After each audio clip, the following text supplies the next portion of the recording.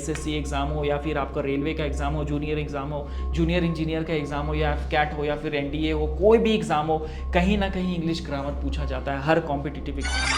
छोटी मंजिलों के लिए होता है मेरे दोस्त, वो बड़े बड़े रास्ते तय करने के लिए। Specific nouns in relation to the speaker's position.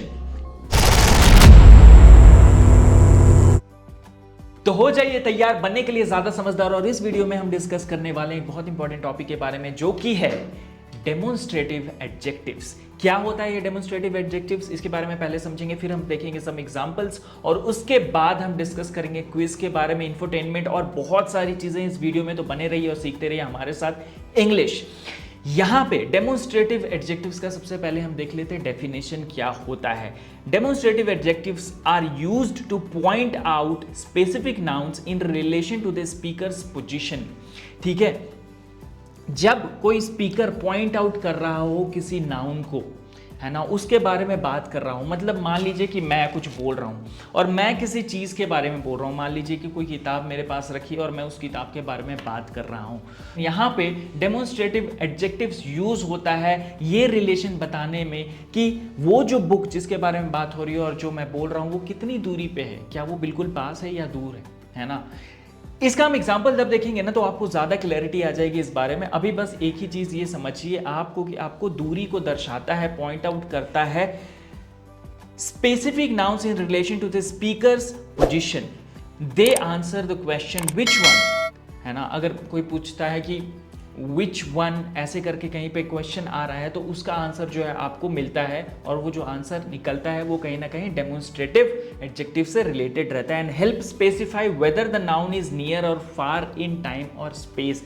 क्या वो नाउन पास में है, नाउन मतलब कि पर्सन प्लेस और थिंग, कुछ भी चीज हो तो उसको हम नाउन बोलते हैं। Noun is the name of person place और थिंग। तो ये किताब हो सकता है, बिल्ली हो सकती है, कोई आदमी हो सकता है, ठीक है, जिसके बारे में स्पीकर बात कर रहा होगा। एग्जाम्पल देखते हैं ताकि आपको और क्लैरिटी से ये चीज समझ में आ जाए जिसके बारे में हम बात कर रहे हैं। डेफिनेशन आपको मोटा मोटी समझ में आ गया। अब चलिए अप्लाई करते हैं उस डेफिनेशन को इस एग्जाम्पल में और समझते हैं कि हम क्या बोलना चाह रहे हैं। This book is interesting. ये किताब बहुत रोचक है। मान लीजिए मैं बोलने वाला हूं, स्पीकर हूं, और मेरे पास एक बुक रखी है। मैं बोल रहा हूं दिस बुक, या फिर हाथ में उठा के बोल रहा हूं दिस बुक इज इंटरेस्टिंग। ये किताब बहुत रोचक है। अब एक चीज देखिए, ये मेरे पास है, ये जो बुक है वो मेरे बिल्कुल करीब है, ज्यादा दूर नहीं, नियर है, इसलिए मैंने दिस यूज किया। और ये जो दिस वर्ड है यहां पे वो है डेमोन्स्ट्रेटिव एडजेक्टिव। बिल्कुल सही। अब दूसरा example, that house on the hill is beautiful. That house on the hill is beautiful मतलब मैं किसी घर की तरफ इशारा कर रहा हूं जो कि ऊपर है, कहीं पे, कहीं एक पहाड़ पे है, हिल पे है, और मैं बोल रहा हूं कि that house on the hill is beautiful. मतलब कहीं ना कहीं मेरे से वो जो घर है जो पहाड़ पे वो काफी दूर है, इसलिए मैंने यहां पे एक डेमोन्स्ट्रेटिव एडजेक्टिव का यूज जो कि है दैट।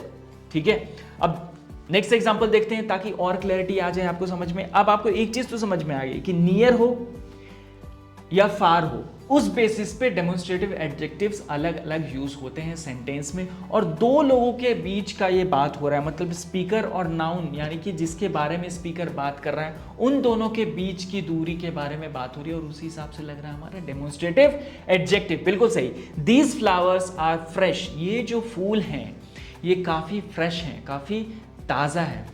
मतलब कि कहीं ना कहीं स्पीकर, अगर मैं बोल रहा हूं, मान लो मैं बागीचे में खड़ा हूं, ठीक है, दिलवाले दुल्हनिया टन टन टन टन टन टन टन टन टन टन, और मान लो मैं बागीचे में खड़ा हूं और मैं बोल रहा हूं दीज फ्लावर्स आर फ्रेश। मतलब मैं बात कर रहा हूं इन फूलों की जो कि मेरे पास हैं, इसलिए यहां पे डेमोन्स्ट्रेटिव एडजेक्टिव जो यूज हो रहा है वो है THESE, दीज।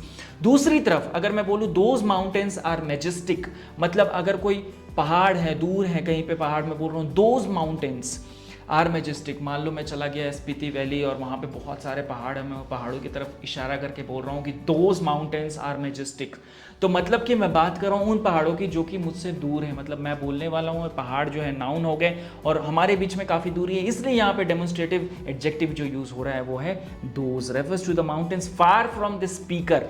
आई होप आपको मोटा मोटी समझ में आ गया होगा कि क्या होता है ये डेमोन्स्ट्रेटिव एडजेक्टिव और कहाँ पे इसका यूज़ करते हैं और कैसे हम रिलेशन पता करते हैं नाउन के बीच में और स्पीकर के बीच में, और उस हिसाब से यूज़ होता है हमारा डेमोन्स्ट्रेटिव एडजेक्टिव। एक छोटी सी शायरी सुनाना चाहूँगा मैं यहाँ पे रुक के, ताकि आपको भी चीज़ें समझ में आ जाए। नोट डाउन कर लीजिए अगर कोई चीज़ आपको लगता है कि आप भूल सकते हैं।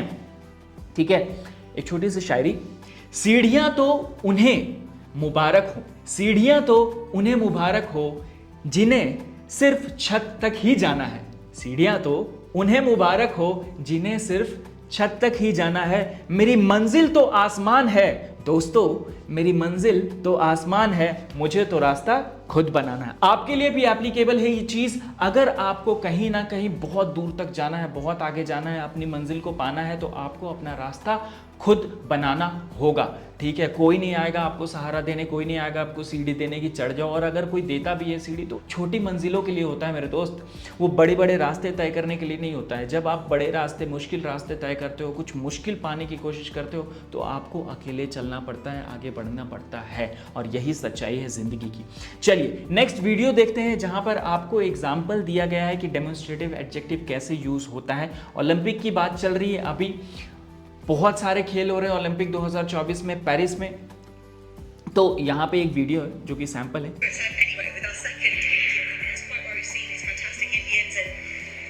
अभी ये मैम क्या बोल रही है, बोल रही है दीज फैंटास्टिक इंडियंस, मतलब वहाँ पे जहाँ पे ये कमेंट्री कर रही होंगी, वहाँ पे कहीं ना कहीं ये जो नीरज चोपड़ा है, जो कि जेवलिन थ्रोअर हैं, इंडिया की तरफ से बहुत सारे मेडल्स भी इन्होंने जीता है, गोल्ड मेडल जीता है, और अभी ये ओलंपिक में भी परफॉर्म करने वाले हैं। तो वहाँ पे ये मैम बोल रही है कि दीज फैंटास्टिक इंडियंस, मतलब इंडियंस के बारे में बात कर रही है, और ये बोलने वाली स्पीकर, और इनके बीच में जो है ना, जिन इंडियंस की बात कर रही है वो पास में ही होंगे, स्टेडियम में होंगे कहीं ना कहीं, इसलिए बोल रहे हैं दीज फैंटास्टिक इंडियंस। तो इस तरीके से डेमोन्स्ट्रेटिव एडजेक्टिव यूज होता है डे टू डे लाइफ में।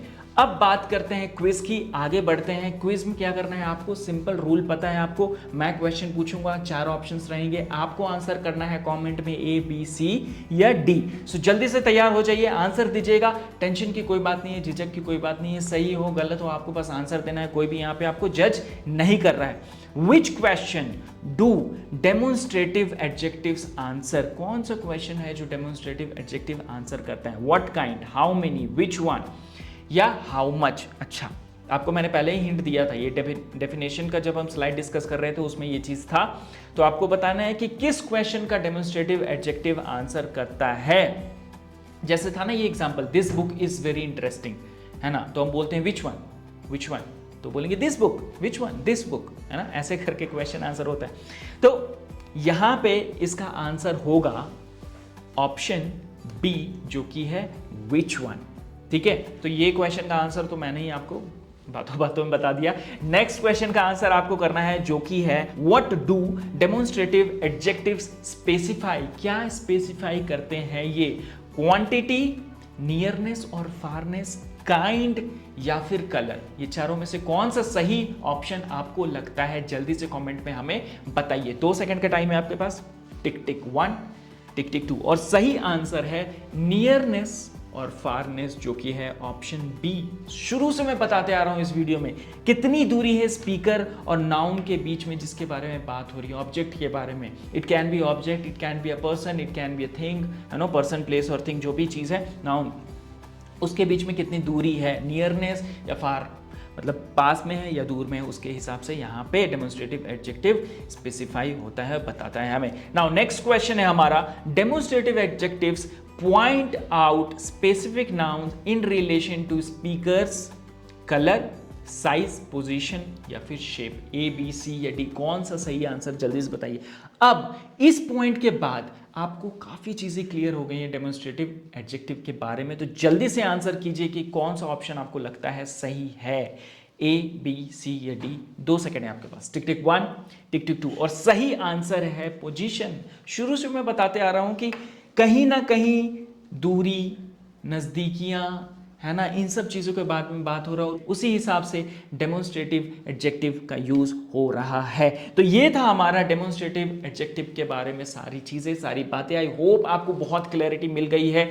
ये जो चीज़ें हैं ना, आपके बहुत सारे एग्जाम में पूछी जा सकती है, एसएससी एग्जाम हो या फिर आपका रेलवे का एग्जाम हो, जूनियर एग्जाम हो, जूनियर इंजीनियर का एग्जाम हो, या कैट हो या फिर एनडीए हो, कोई भी एग्जाम हो, कहीं ना कहीं इंग्लिश ग्रामर पूछा जाता है हर कॉम्पिटिटिव एग्जाम में। तो आपको तैयारी करते रहनी है। 10th ग्रेड में भी, 8th ग्रेड 9th ग्रेड जो भी स्कूल के एग्जाम्स होते हैं वहीं ग्रामर का यूज होता है, आता है आपका। तो शुरू से आपको इंग्लिश सीखने की जरूरत है। अगर आपने अभी तक नहीं सीखा है तो कोई बात नहीं, हमारे साथ धीरे धीरे धीरे धीरे करके आप सीख जाओगे और आप भी एक दिन बन जाओगे फर्राटेदार इंग्लिश स्पीकर। सो बने रहिए हमारे साथ और हमारे एप्लीकेशन को डाउनलोड करना ना भूलें। स्किलियन लैब ये हमारे एप्लीकेशन का नाम है और हमारे वेबसाइट पे जाके आप फ्री रिसोर्सेज भी एक्सेस कर सकते हैं। मिलते हैं नेक्स्ट वीडियो।